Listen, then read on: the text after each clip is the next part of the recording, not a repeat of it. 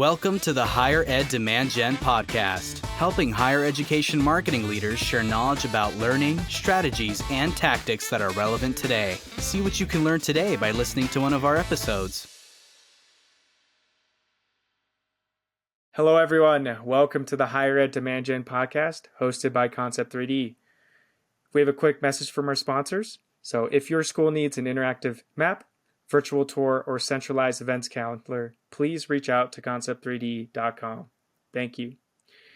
My name is Shiro, and I will be your host today. I'm speaking from our lovely mountain home in Silverthorne, Colorado, and I am very, very excited to introduce our guest today, Katie Grennell. She is the Accessibility Strategist at Anthology and also an adjunct professor at Buffalo State College. Welcome to the podcast, Katie. Thank you, Shiro. Thank you so much for having me. Happy to be here. And I love asking all our guests this, so I will start with an icebreaker on what do you love about higher ed? Okay, so I would say it's likely the freedom and the autonomy to teach more challenging concepts or isms, like ableism, racism, things like that, and to take it into a different level. So it makes me think particularly of a class that I took as an undergraduate student. I started my history degree actually in social studies education. I thought I was going to go and be a teacher for history.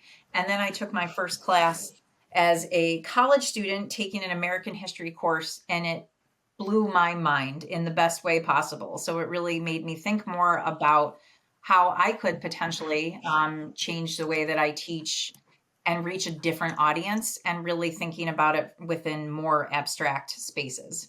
And so for me, it's really about that freedom to be able to use things like popular, music or movies or, literature, to use that as a different medium to talk about certain types of themes and teach those themes. So I would say for sure, it's the freedom to really be able to explore some of those different types of, content items to push students, to also help them to kind of bring it back to how it connects to them. Amazing. That was my very long-winded answer. No, I love it. It creates a great transition for me. So, I'd love to learn a little bit more about your story, which you started to tell in your journey into, why accessibility, why is this a passion for you? Mm-hmm. I know it's not just, your job, it's something you're passionate about. So I'd love for you to go into detail there. Yeah, absolutely. So it's naturally a winding and serpentine story. So first and foremost, I identify as disabled. I have both visible and invisible disabilities. So for me, that has been a part of my life for as long as I can remember. I was born with neuropathy in my legs, so I wear a brace, and the brace helps even out my foot so I don't, drag my foot and things like that. And that naturally led to other complications as well that you cannot visibly see. So there's always been this really weird juxtaposition of trying to manage that on my own, but then also in a way manage how the rest of the world, family and friends included, see me as an individual with a disability or multiple disabilities. But as far as how I got into it as a career, when I started school, graduate school, I was going for my master's in history, and my plan was to teach history. I was going to change the world by teaching history in college.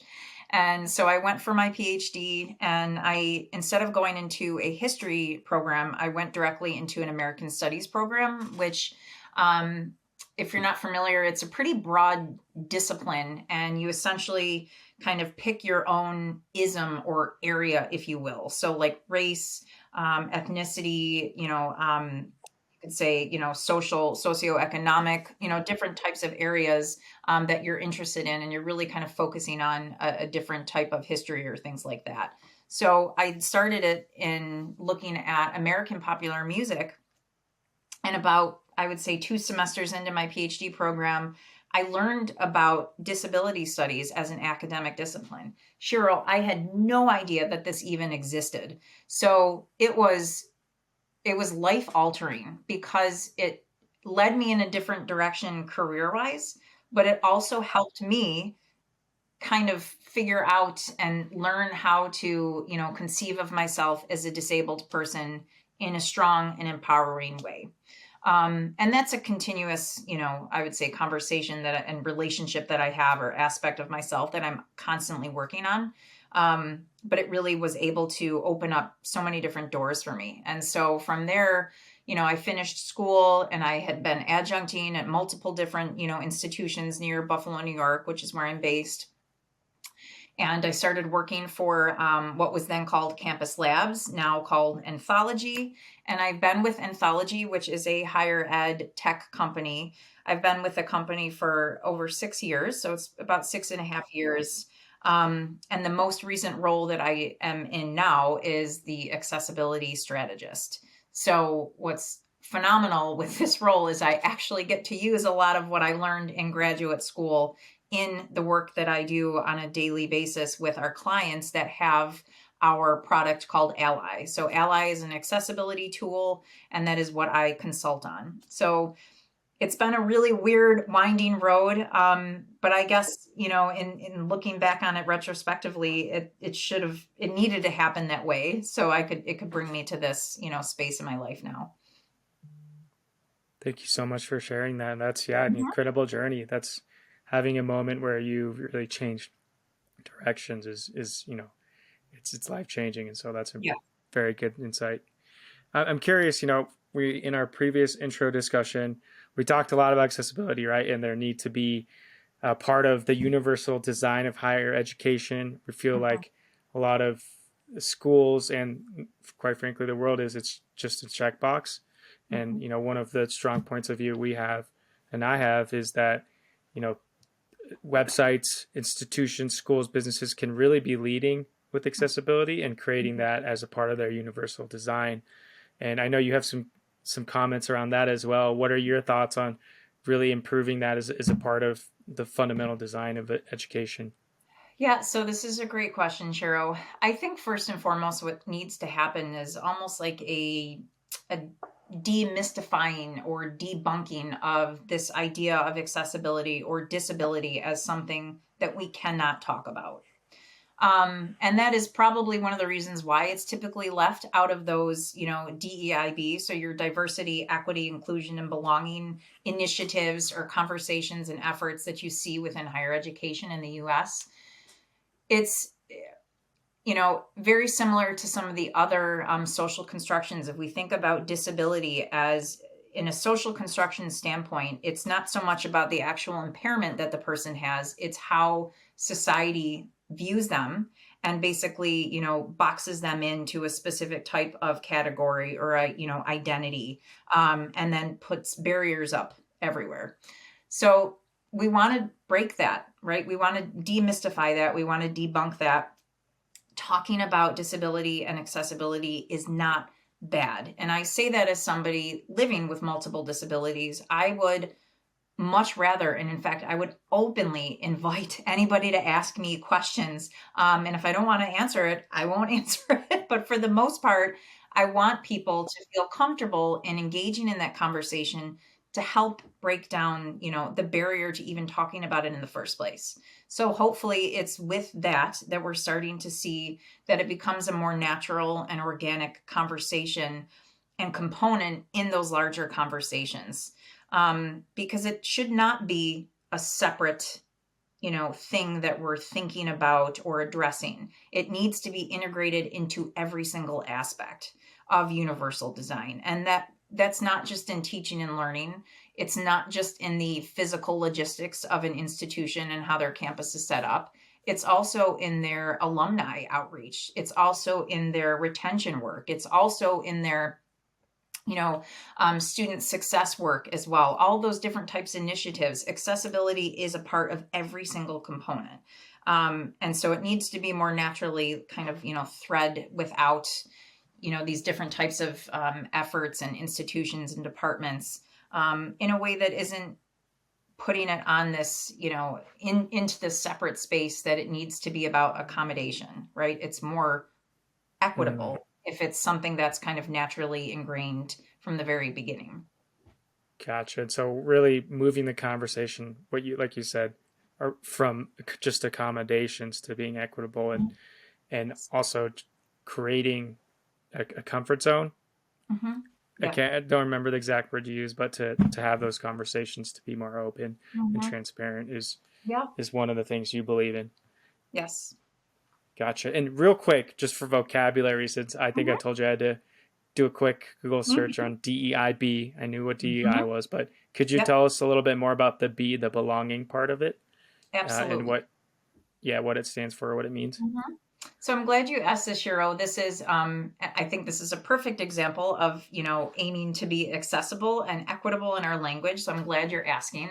So I would say probably about 5, 6 years ago, maybe even longer, before that, we started to see higher education coming up with these, what I like to call alphabet soup, these different types of initiatives on campus. So it's really about promoting diversity, which is the D, equity, your E, I, inclusion, and then B, belonging. So this is typically thinking about how to make a campus and the learning environment, the teaching environment, more inclusive, more inviting of all different types of people, more diverse. So making sure we have representation coming from different types of groups, particularly those that are marginalized or have been historically marginalized.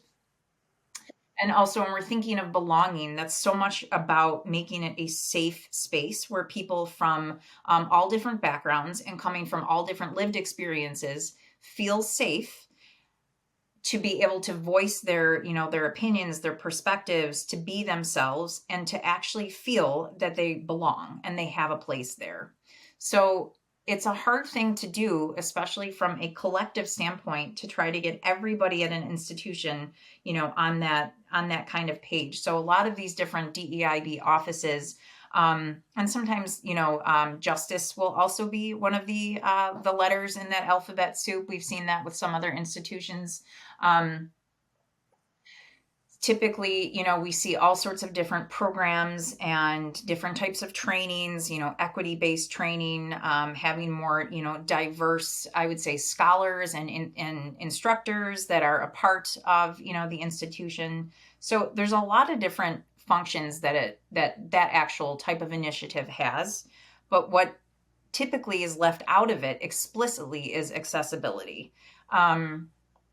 And I mean, I have theories and ideas as to why, but I think it's that part right now. It's more so it's been that way for a long time. What can we do to move that forward, and to have accessibility part of those different types of initiatives from the very beginning? I love that. And you know what? I was just thinking, I met a digital accessibility specialist. I can't remember her exact title, but they created a new role for digital accessibility in the Justice Department. I think I forget the exact name.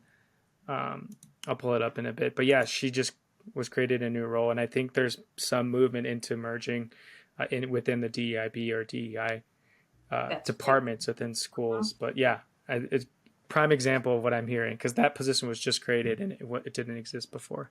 Yeah, I'm glad to hear that. A lot of schools have digital accessibility or accessibility specialists, and they are typically situated within the accessibility office or the disability services office. There's, lots of schools have different names for that office. Mm-hmm. That's the office that would be in charge of providing accommodations for students that do disclose as having some type of disability.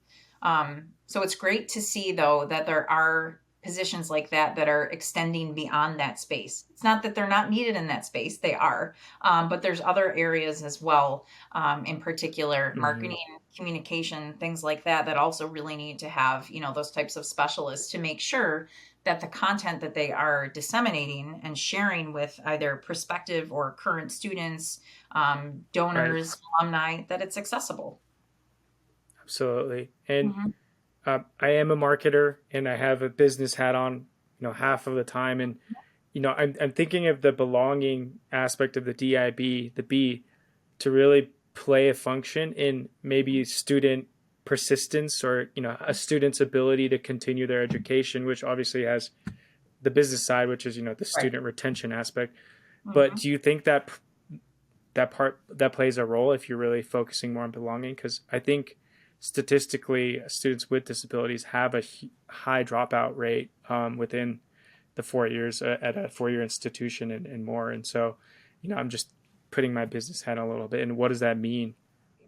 Absolutely. So let's think of it. Let's come up with an example here. So let's say you are a student that is visually impaired, and you go to access the website for the school that you're considering, applying to or attending. And you're using a screen reader if you are, for the most part, for a lot of students that are visually impaired, you're using a screen reader. And if the screen reader is not able to actually access the website, or it's not keyboard, navigable, that is a red flag right there. So, I mean, how, from that standpoint, if their very first interaction with the institution, from a business standpoint, right, is the fact that they cannot actually access their website. I mean, for me, if that was the case for me, absolutely not. It's not even a question, because if the very basic interface, that is the website, is not accessible, what does that probably mean for learning content and things like that, or getting around campus in a safe manner? So for sure, I think it's, a lot of times the idea of making sure that your content was accessible, or thinking about things in a more accessible standpoint, it made business sense from a compliance standpoint. So it's like, oh, we don't want a lawsuit, so let's just make sure that we dot our I's and cross our T's. But it's not just about compliance. So it's and it's not just about accommodation. So if we think of it like, what is this ultimate trajectory and goal of, like, what's the unicorn of accessibility? It's that marketers, that businesses are looking at this from a universal standpoint, where they really do want to reach everybody. It's not just one specific type of person, right, with a disclosed or not disclosed disability. So it's really, again, making sure that the content that you are creating is accessible in multiple different ways to multiple different learners and users, on multiple different devices. That's another really big thing. You want to make sure that things are responsive if you're using a mobile device or a screen reader. Um, and I think, especially from kind of a business standpoint, if you are failing to even have that kind of basic level of accessibility, I mean, that's pretty problematic. Absolutely. And I think, yes, I think Mhm. we touched on this in our introduction call, and we actually are conducting our own research here at Concept 3D on accessibility and digital accessibility, and we found a lot of admin and faculty are not sure where to like find Mhm. or send people or refer people to when it comes to a school's dedication to Mhm. accessibility. I almost guarantee like most schools have somewhere where the students' dedication to accessibility, both from a physical and digital standpoint, are stated, but it's often hard to find. Is that Mhm. what you've also found in your experience? Yes. So I would say, from my experience as an instructor, that was something that I needed to kind of seek out on my own, so that I was making sure I was including that information for my students.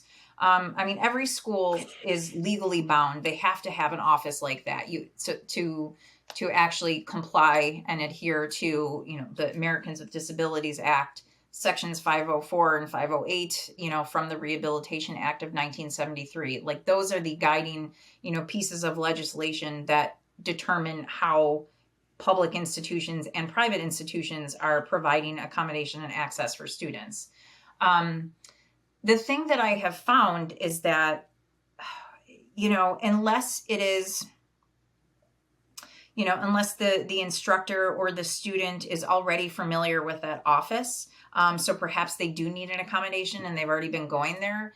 It's something that everyone seems to kind of universally know is there, but it's not really openly discussed. And I don't know if that's necessarily because it's a taboo thing. It's more of the the direct, immediacy or relevancy. If someone doesn't use it, then they're not or they don't, they're not good friends with or partners with somebody that is constantly needing or does need some type of accommodation. It just might not be in their, at the forefront of their mind. So I think for what faculty really need to do is themselves to really learn about what types of accommodations the accessibility office at their institution involves, and get to know the people that work there. I mean, that's kind of the great thing, is that it's typically students that are going in and seeking those accommodations. But if faculty want to get more interested and learn more about the different types of, accommodations that are available, what the process looks like, perhaps they just want to know what can they do to better support their students, make an appointment at that office, go visit the office, email somebody that works there and ask for some suggestions. And from there, it's a matter of making sure students are aware of that, right? So including that in their syllabi, putting, a resource link on their whichever LMS they use, so their learning management system, if it's Blackboard, Canvas, etc., making sure that these places are, visibly being called out so that students know where to go. It's not that a student couldn't necessarily just Google it and find it on their own, but it's providing that additional layer. I think that also speaks volumes of the commitment that individual faculty member would have to their students' accessibility. Right. And, I was going to ask a question around, how do you create that culture around, for the faculty and staff to want to go do some of that research? But I think you answered it the next sentence, which is, as educators, they should want to know more ways to support their students in the classroom, outside the classroom, because that is their job. And that is, why they're probably in higher ed, is they want to help these students and help educate them. So, no, you answered my question before I was able to ask it. That's great. I meant to do that. And, no, I didn't. Yeah. And we were talking a little bit, about the classroom and how, accessibility is also something lacking there. We talked a little bit about website, which, when you first get introduced to the school, there's elements there around digital accessibility, the physical campus, meeting accommodations, making sure all those resources are there.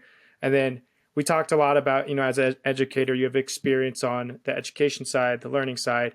And I think you mentioned some gaps there are within accessibility and resources for each classroom, right? In each class. And I think one thing you mentioned was around like syllabus is not including accessibility options. Can you go into a little more detail there of what you're finding and what needs to change, or where you think the direction is going right now? Yeah, absolutely. So I think we've definitely seen a pretty big movement around syllabus, I would say, creation and formatting over the last 5 to 10 years. We're starting to see a lot more of those DEIB initiatives kind of make their way into the syllabi, and I think that's needed, and it's so helpful and incredible. But I think this is one of those opportunities that, faculty have to set the precedent that accessibility and diversity and inclusion and belonging and their students' well-being matters to them. And I say all of this as I know there's lots of memes and t-shirts that say it's on the syllabus. So I don't know if you've ever heard of this type of joke, Shiro, where especially among faculty, students are continuously asking questions and the answer is already in the syllabus. And it's this, it's this perception that students aren't reading the actual syllabus. And, we can't control that. No matter how, aesthetically beautiful and snazzy and, what have you, that we make our syllabus, it doesn't mean we can determine or guarantee that every student will read it. So I like to, and again, it becomes kind of this like comical joke among faculty. And I'm sure there is, yes, there is some truth to it, but like, let's push that. And instead of just assuming the worst about our students, let's think about what else can we do from the very beginning to set that stage that they know that they are welcome and that you're going to do everything you can as the faculty member to make it an accessible and, belonging and inclusive environment. So the first thing I always do is I always include an accessibility statement on my syllabus. So a lot of institutions sometimes, or departments within the institution, might determine what a faculty member should put as far as like a policy goes about accessibility in their syllabus. So if I'm working at an institution that already has something like this, I really then just continue to add more color. And I will talk about my individual commitment to accessibility in the class. And, I will always have an open invitation for students to come talk to me if they have questions about, digital accessibility, or accessibility in general. It doesn't only need to be relegated to digital. So I think it's a lot of that type of language. It's really important. I think the other part too is it's also about, setting clear, expectations from the very beginning. So one of the things that is also pretty common, especially when we think about first generation students, is this idea of the hidden curriculum. Have you heard of this before, Shiro? No, No. please So this explain. is Yeah, okay. So this is basically like different types of assumptions that a lot of, faculty members and administrators make about students, assuming that they know certain things coming into college. So like, in other words, the assumption that everyone knows to say, in an email, right? As far as like email etiquette goes, to start with dear professor or dear doctor. And so it's part of that hidden curriculum where it's almost like these little, micro tests that you're assuming the student knows how to behave a certain way or how to conduct themselves a certain way. And especially for those that are coming, if this is first generation and they don't have others to talk to about how to do these types of things, how would they know? So we want to debunk that. So that's one of the other things I think is really important in the syllabus, is really being very clear of, what I expect. And if there is some confusion, or, if students are, really just not sure how to do something, then take the time to demonstrate that in your class, or demonstrate that based on how you as a faculty member, communicate with them. Talk about when, and how often you are checking your email. So when they can expect a response, if they have a question, should they email you or should they send a message through their learning management system? Like those different types of things that not everybody is going to come into, the college experience knowing, and we shouldn't expect that they do. Right. No, that makes perfect sense. And this whole topic on including the accessibility statement in the syllabus got me thinking, if I'm a student, obviously there's a lot of students who don't know really what they want to major or study, but they're usually at least aligned to a certain college, right? If they want to go broad, they'll probably go arts and science. But I just thought of it, another opportunity for adding this statement in is like at each college level or each college website, right? Like having like the college engineering school saying for all classes in digital screen readers, and we have a commitment for this.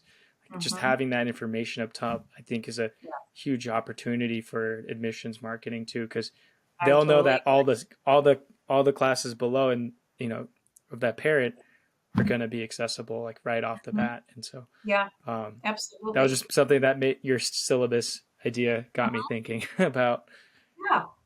Yeah. And another thought is, I mean, with obviously the pandemic and obviously just digital tools increasing even before that, most classrooms, and this is when I was in school, obviously most of my classrooms have some integration with LMS or some sort of online tool or program, but that's probably more ingrained than ever now, right? And so this focus on the ability to take the curriculum of a class and have accessible options is more important than ever, because most classrooms have a digital component to it now that may or may not have been accessible in a few years ago.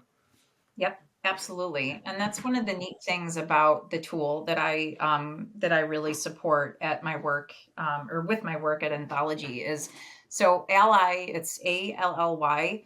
This is an accessibility tool, and it does a couple different things based on the audience type. So for students, what it does is it offers alternative formats for different types of content items. So as an Hmm. example, let's say you have, I write my syllabus for my students. I upload it to Blackboard, which is the learning management system we use. And it's originally formatted as a Word document.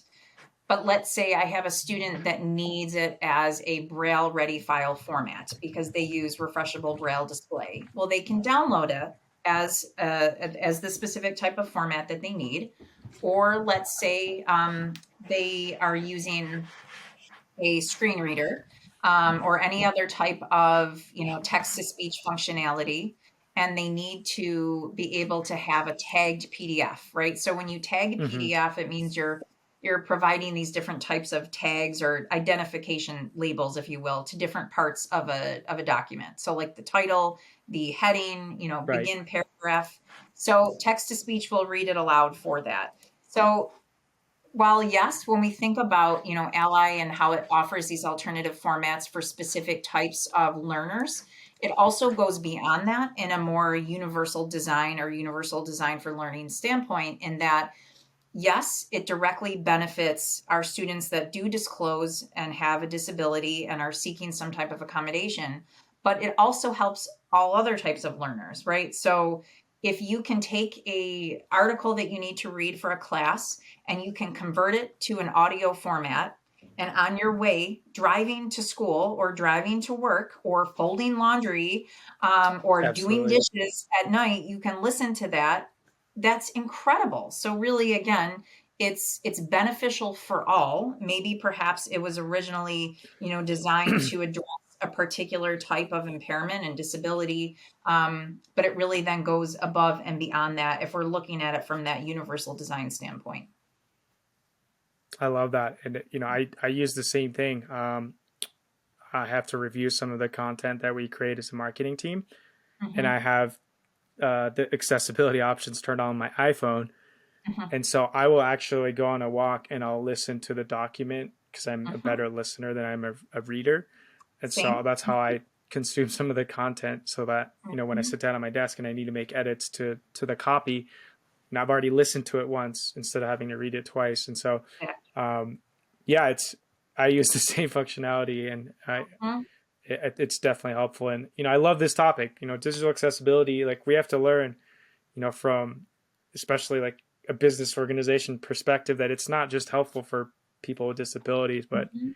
I Yep. think we talked about this, right? It's helpful for everyone. It can be helpful for Yes. everyone. I think there's a statistic that Gen Z, like the amount of Gen Z that uses closed captions on like shows, there was like a national survey they got posted, Mhm. was much higher than like latter Yeah. generations, because they found Right. that it's a better way to consume and understand what's going on TV, Mhm. or on Netflix. Yeah. Right. I absolutely. I mean, think of some of the instances where you're looking at something on your phone, but you can't turn the volume on, right? Um, so if you're waiting in a doctor's office, or Mm, you're laying next to your kiddo that is trying to fall asleep, and you also want to entertain yourself, and you're watching a video on TikTok or Facebook or what have you, Netflix, movie or show, and you can use the captions and still actually retain and actually engage with the content. I mean, again, while yes, it was specifically designed for certain types of users, it really then ends up being beneficial and impactful for all. So that's the nice thing about it, is really thinking about having strong digitally accessible content. It's again, it opens the door, it levels the playing field, it makes it more accessible and equitable for every single type of user and every single type of learner. absolutely. Oh, I love Yeah. that. I think Hmm. there's a strong business case for that too, which maybe Hmm. help, Yes, there is. drive more accessibility. I have to always Hmm. look at things, two-sided. So, Yeah, absolutely. You appreciate you do. being It's important. transparent with that. Hmm. One thing we talked about that I also wanted to touch on is, how do we create this continuous feedback loop to, to create more belonging and inclusion and DEIB as a whole. And I think one thing we both shared and we have heard is, really sharing more stories of success from students with disabilities, and acknowledging those students. I've heard it from a friend, Ryan Wilson, as well as he mentioned there was a lack of that when he first entered college, many years ago. And so I thought that was a great topic. Are you hearing, seeing, or experiencing the same issues as well?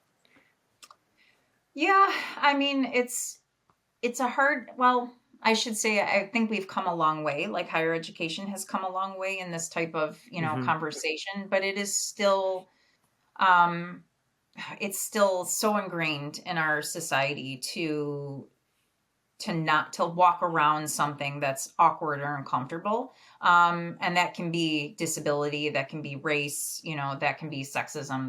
There's it's any of those individual social constructions, I would say. With Right. disability, it's, you know especially right now, I think a lot of people are even more aware of the terminology that we use, and I think that that's important. But a part of that too is also, making sure that we are making it an environment that people can ask questions if they genuinely want to learn more, right? So if, there's a really good example right now is there's these two different models, Shiro, of language around, I would say, identity and disability. So you have person first language, and then you have identity first language. So within the disabled community, and then within academia, you have these two different models of how people identify themselves as being disabled. So if it's person first, you are you are a person with a disability. All right, so it's putting the person first, if that makes sense. You are a person with multiple sclerosis. If it's identity first, you are, I would say I'm a disabled woman, or I would say that I suffer. No, I shouldn't say suffer. I do suffer, but I try not to use that language all the time. But I actually do have chronic migraine, which is a disease, right? So there's two different models, and you see this a lot in situations, conversations, initiatives, and things like that, where there's a lot of concern, and it's understandable that you're going to offend somebody.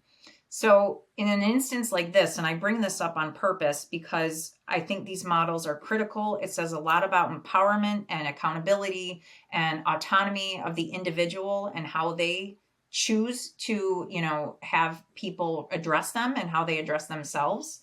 Um, but we also want to make sure that people are feeling comfortable to ask those questions. So, in that instance, if an instance comes about and you're in a conversation with somebody and you're not really sure if they prefer that identity first or person first, what I would do is ask. I would say, please tell me, how do you prefer to be called? What is your preferred way of referring to yourself, so that I can honor that and respect that. But I'm also interested in growing and learning. So I think it's tough, Shiro, in that, to help break down some of these, silos and barriers and things like that. The person that wants to do that really needs to be willing to learn, and it might mean that they're going to get uncomfortable. And that's okay, right? We're all humans. It's not as though everything we do every day is pure comfort. So it's not an easy thing to do. It's an ongoing commitment, just like digital accessibility. It's making sure we're using inclusive language, and we're asking, for people's opinions and perspectives, and we're including the voices of the disabled community, in all of these different, environments and conversations, and, all everywhere, really. That's what's so important.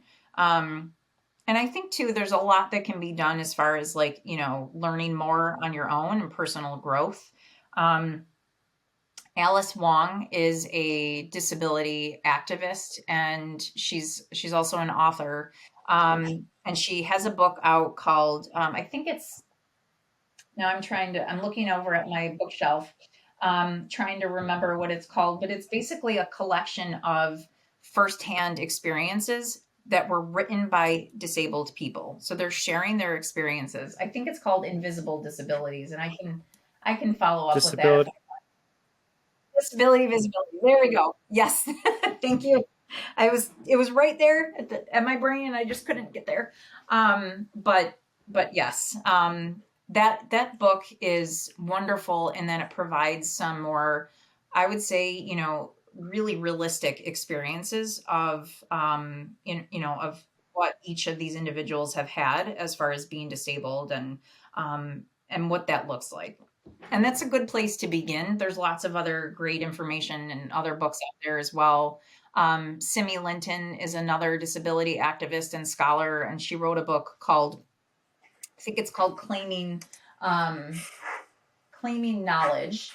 And there's all sorts of really great, really strong writers and scholars out there.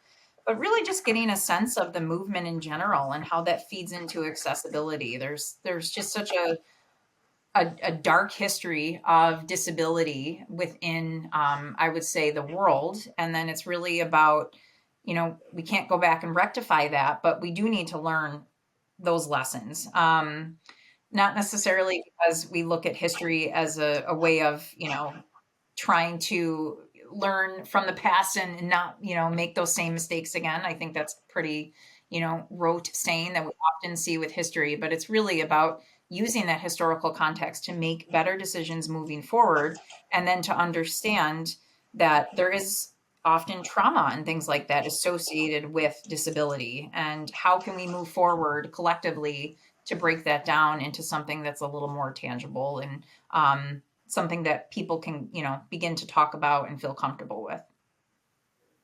Thank you so much. I just looked up both those books and saved them as an item in my inventory. So I appreciate you sharing some next welcome. steps for myself, because I'm also trying to learn from you and everyone else I've had the opportunity to talk to. So thank you. I'm curious, for our listeners, where can our listeners connect with you and learn more about you and what you're up to? Yeah, absolutely. So I'm on LinkedIn. You can find me. It's just at Katie Grennell, PhD, I think is my name in LinkedIn. I'm also, as I mentioned before, I work at Anthology. So, typically we have all sorts of really great opportunities to do thought leadership and things like that with Anthology. So you can find me there, doing different types of blog posts and webinars and things like that. But I should also say, Shiro, that, I there is no finite amount of knowledge that one can have about disability and accessibility. And my experiences are very different from others. And I have a lifetime ahead of me to continue to learn. And I'm not an expert by any means. I like to just think of myself as somebody that has the lived experience of, someone who is disabled. And I've been fortunate enough to actually infuse that into what I do with my work, and will continue to do that forever.